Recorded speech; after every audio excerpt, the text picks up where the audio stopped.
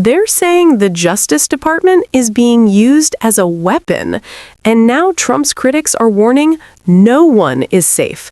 This just got serious. Thank you.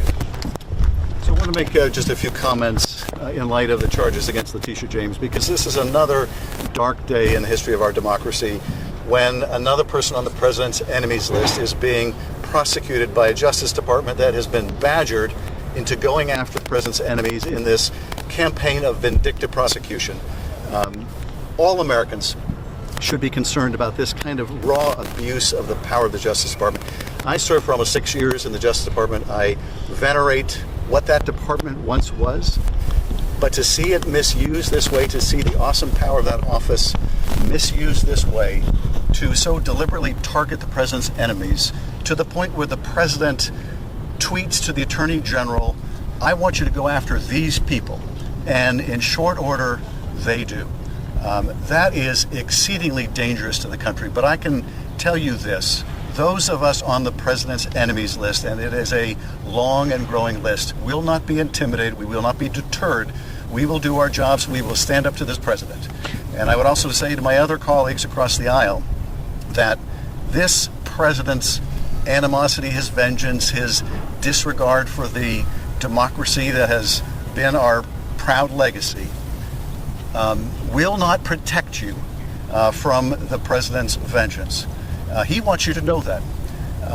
And unless members of Congress are willing to stand up to the president when he abuses the Justice Department, or he abuses our military and turns our own military against the citizens of this country, or turns the power of the presidency against all of you in the press, excludes some of you from briefings because you won't use his preferred terminology, or sues you to extract extortionary payments to him, or prohibits mergers from going forward unless you silence his critics. If universities don't stand up, if law firms don't stand up, if our institutions do not stand up, there will be nothing left of our democracy in 4 years. Not at the pace we're going. So today, another meritless case brought against another enemy of the president, another body blow to our democracy. But this administration needs to know that, try as it might, it will not deter or silence us from standing up to this increasingly authoritarian regime. Are you worried, sir, about them coming after you and you possibly getting indicted? Well, I saw the president's instruction, but this is not about me or about Letitia James or James Comey. It is about all of us. It is about whether people who stand up to the president and do their jobs and hold the administration accountable, whether it's accountable for a White House border czar who takes $50,000 in cash in a bag, those who have the audacity to call for accountability. We all have an interest in defending that. And so I would say that all of us on the president's enemies list, we're going to continue to do our jobs. We're going to continue to defend our democracy. We will not be intimidated. But this is a dangerous road we are on. When the president openly, brazenly can tell the Justice Department, I don't care if there are facts, I don't care if there's evidence, they impeached me, or they did this to me, or they did that to me, or they said they think about me, and I want you to go after them.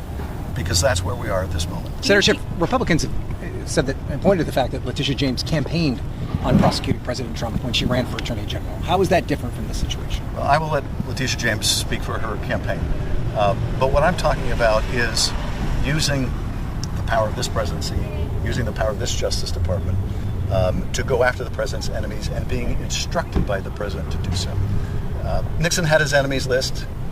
We had nothing like the kind of brutal, anti-democratic, corrupt abuse of the department that we see under Donald Trump. It is truly unprecedented. Do you have confidence in a jury, and do you have confidence that the American people and a jury of Letitia James's peers can still be unbiased and can still bring justice in this instance? Do you still have confidence in that? I still have confidence in the jury system. What I think the American people have lost confidence, though, is in the independence of the Justice Department and the top prosecutors for the department, who are Donald Trump's criminal defense lawyers. I remember when they were up for confirmation, asking them whether they were going to continue to be his criminal defense lawyers, or whether they were going to be the representative of the American people. Well, we now have their answer. They're going to continue to be the president's criminal defense lawyers and act that way. The interests of the department, the American people, in going after violent crime and going after corruption, going after drug trafficking, going after anything else takes a second seat to the president's personal campaign of retribution. Has there been any outreach from investigators at Martin's office? He's been named as a special prosecutor for investigating you. Have you interacted with them at all? Have they reached out to you at all?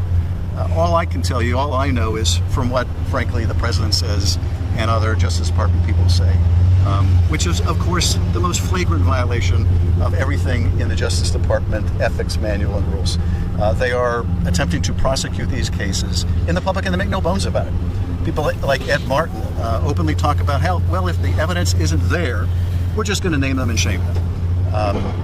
And sadly, that's what's become of this Justice Department. We have people who were here attacking this building, like Jared Wise, people who were calling for violence against police officers guarding this building, who are now in the weaponization section of the Justice Department, trying to use that department against the president's enemies. That is just how upside down this is. This has become an injustice department at the very top levels. Thank you. Thank you, Senator. This isn't just another political fight. This is about something far more dangerous. Who controls justice in America? In this explosive moment, Adam Schiff sounds the alarm over charges against Letitia James and what he claims is a pattern tied directly to Donald Trump. His argument? The Justice Department is no longer acting independently. It's being used to go after political enemies. Now, pause right there, because this is where things get real. Schiff isn't just defending Letitia James. He's making a much bigger claim, that the presidency is being used as a tool of retaliation. He points to something chilling, a growing enemies list, echoing what happened during Richard Nixon's era, but on a much larger scale. And whether you agree with him or not, here's the question everyone should be asking. Should any president, Democrat or Republican, have influence over who gets prosecuted? Because once that line is crossed, it's no longer about law. It's about power. Now, critics push back and say, wait, didn't Letitia James campaign on investigating Trump? And that's fair. But here's the difference Schiff is drawing.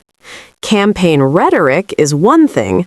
Direct presidential pressure on prosecutors is another. And if that pressure is real, if cases are being driven by loyalty instead of evidence, then we're not talking about politics anymore. We're talking about the foundation of democracy itself. Because justice only works if it's blind. The moment people believe prosecutors are acting on orders, investigations are politically motivated, and outcomes are predetermined, that's when trust collapses. And once trust in the justice system is gone, everything else follows. So this moment isn't just about Schiff. It's not just about Letitia James. It's about a bigger, uncomfortable question. Are we witnessing accountability or weaponization? Because depending on your answer, you're either defending democracy or watching it change in real time.